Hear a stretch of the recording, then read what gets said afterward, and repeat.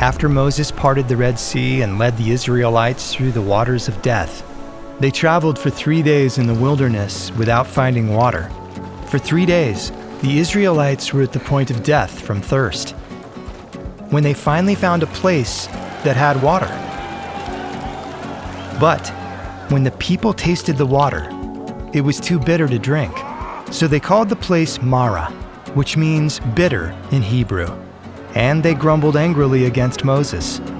In response, Moses cried out to the Lord to save his people. And in his mercy, the Lord pointed out a tree to Moses. When Moses cast the tree into the water, the bitter waters became sweet.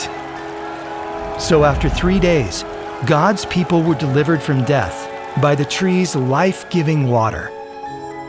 In time, Moses wrote this story and many others of God's deliverance in the first 5 books of the Bible, which are called the Torah in Hebrew.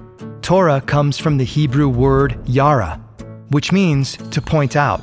It's the same word Moses uses to describe the Lord pointing out the tree at Marah. So Torah means the way pointed out. But what is the Torah pointing us to? You see, the entire Torah is pointing us to a tree of life that has the power to make the bitter become sweet, the tree of the cross. On that tree, like the Israelites, Jesus suffered deadly thirst and was only given wine mixed with bitter myrrh, which he could not drink.